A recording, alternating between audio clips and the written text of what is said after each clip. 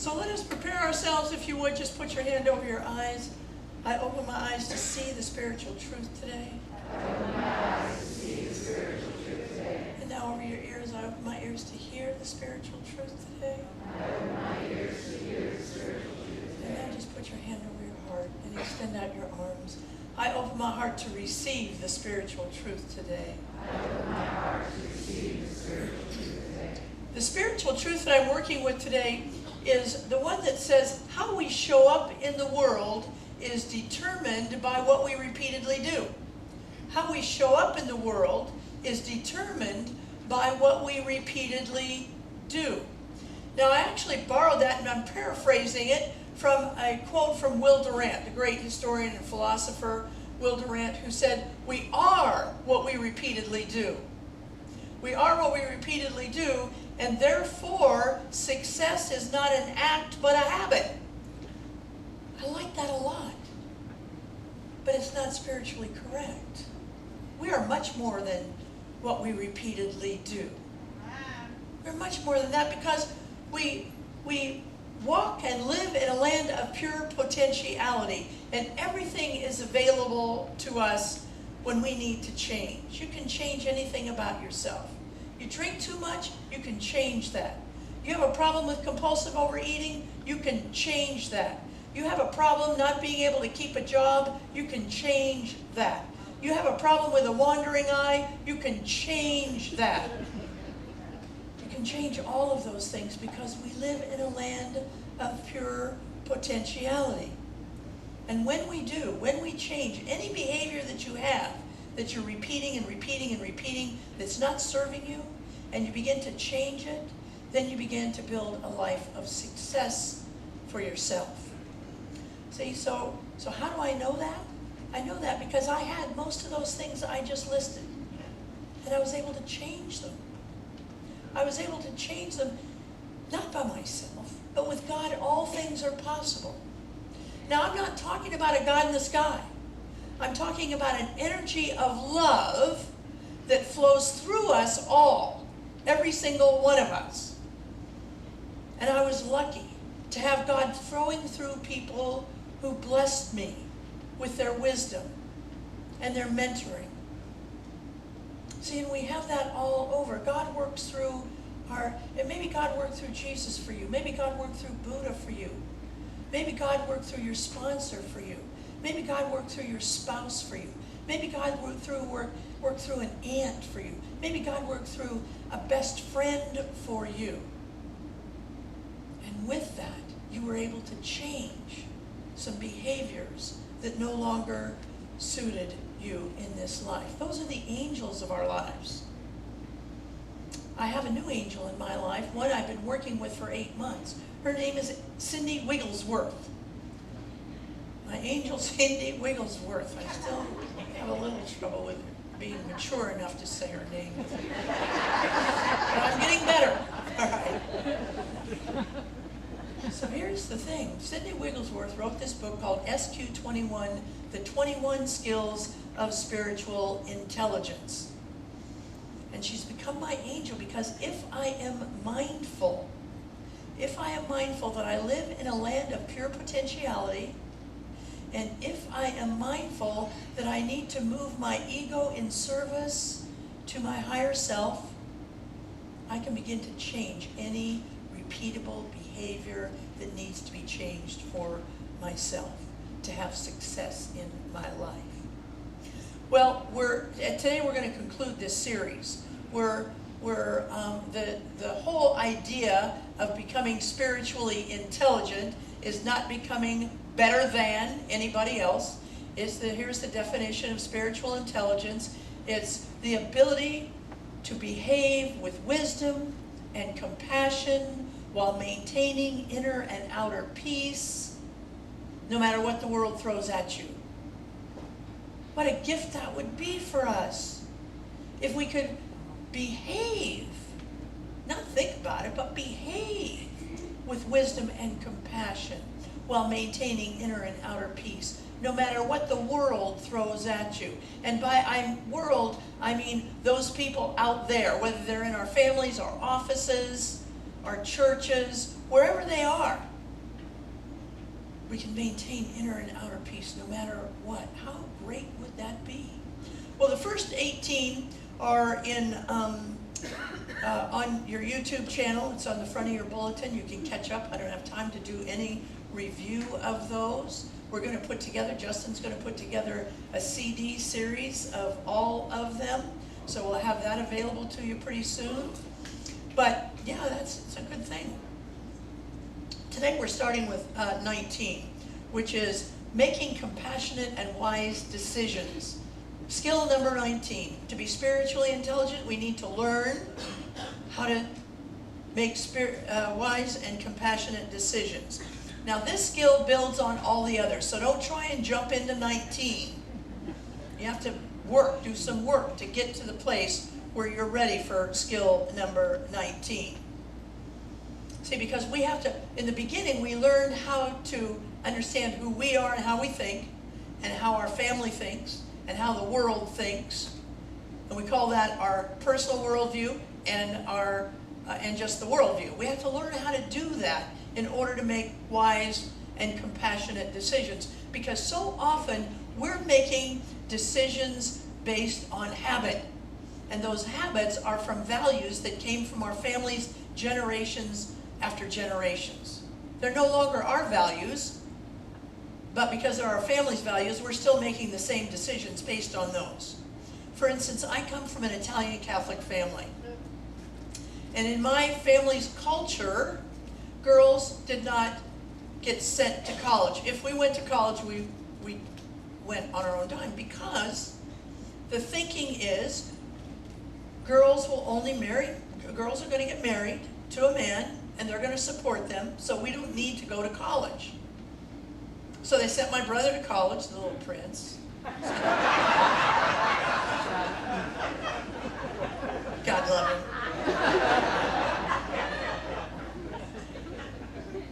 They sent my brother to college, but they didn't send my sister or I to college. Now, for years, I carried that around as a resentment. But as I learned how to look at my family with a worldview, of course they did that. It made perfect sense for them to do that. And once I got it, the resentment began to lessen in my life. It began to diminish in my life. Now, am I a better person as a result of that? I don't know. But I can tell you I'm a happier person. I'm a happier person not to carry around all that resentment.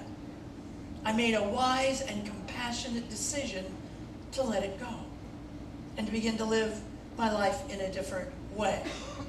See, the general goal of this skill 19 is to consult with our God Center or our highest self before we make any decisions. Now remember, making no decision is making a decision. So don't get that twisted. When we say, well, I can't make it, that's a decision that you're making. So what we want to do, Wigglesworth says this. She says there are 3 things that you have to know in order to make a wise and compassionate decision. The first thing you have to know is to listen to your ego, but don't let your ego rule your decision. Listen to your ego, but don't let it rule your decision. See, your ego has information for you to inform you of your history, of the things that you've done in your life that you wish you hadn't done. And so it's helpful to listen to your ego, but don't let it rule your decisions in this life. See, we've all done it, and there are times when we thought we wanted a career. My first partner wanted to be a lawyer, struggled. We put her all through law school, ate beans for 3 years, did it, went through law school. She was a lawyer for about 4 months and said, you know what, this is really not for me.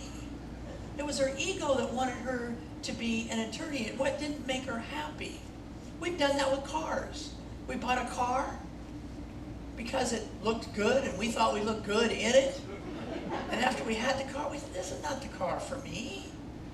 We've done it with partners, huh? Haven't we done it with partners? This is a shiny looking partner over here. I think they'd look really good with me and I would look really good. No, and then we get the partner. It doesn't fill our heart. Because we listened to it, we let our ego drive that decision. We didn't listen to it. The second thing she says you absolutely have to have is the ability to ask how to see through love. If I saw through Jesus' eyes this situation, how would I behave then? If I saw through Buddha's eyes in this situation, how would I behave then?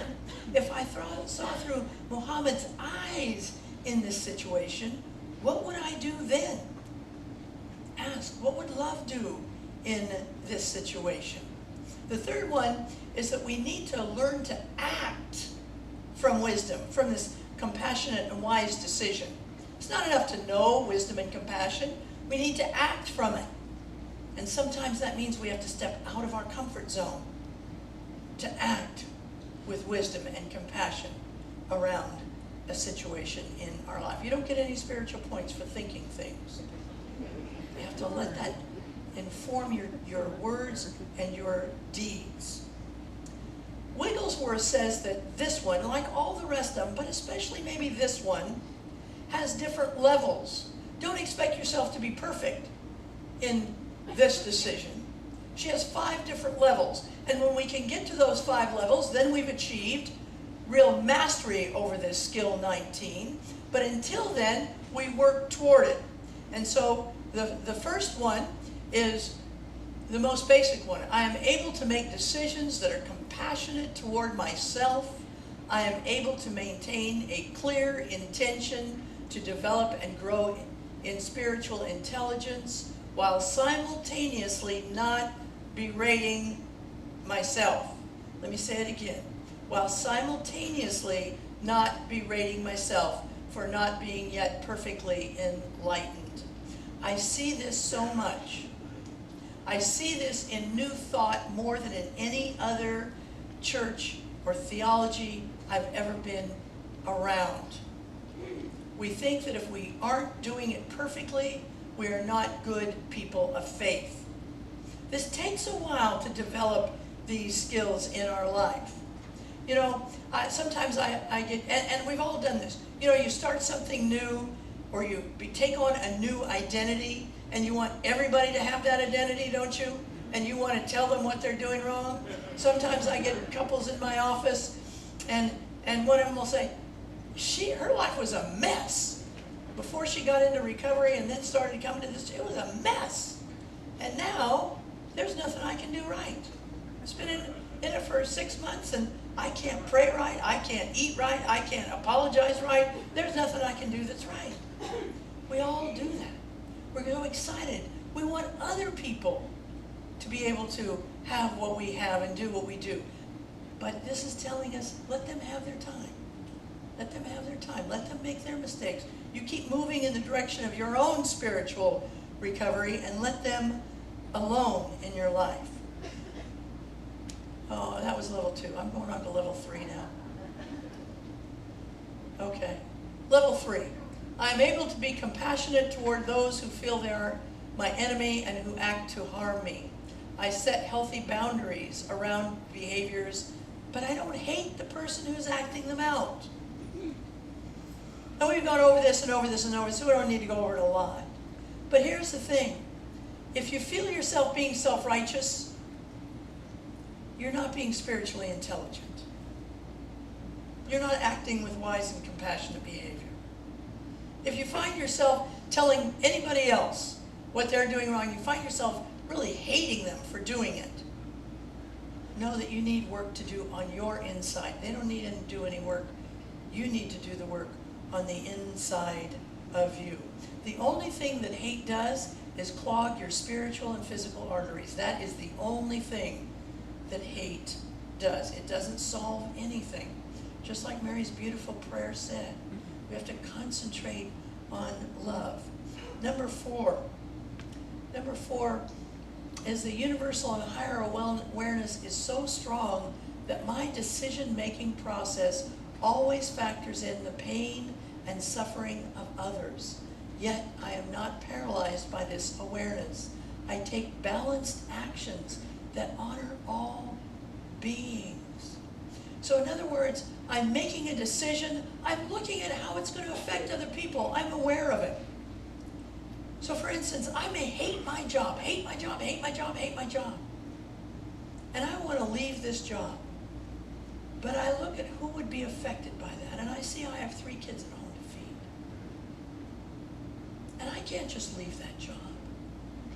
Because I'm looking at how other people are going to be affected by my actions.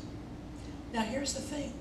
Don't forget it says, I am not paralyzed by it. We don't want you to stay in a job you don't like, because that's not spiritually intelligent either. We want you to find a new job before you leave that job so your kids are eating while you're making that transition. But it's important for us not to get stuck. There are times in your life when you're going to make other people unhappy.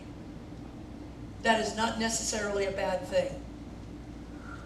If you are in a relationship and you have done everything you know how to do, including come see me, to save that relationship, if you've done everything you know how to do, you've gone to marriage counseling, you've done prayer with it, you've done everything you know how to do, you've asked yourself to be honest,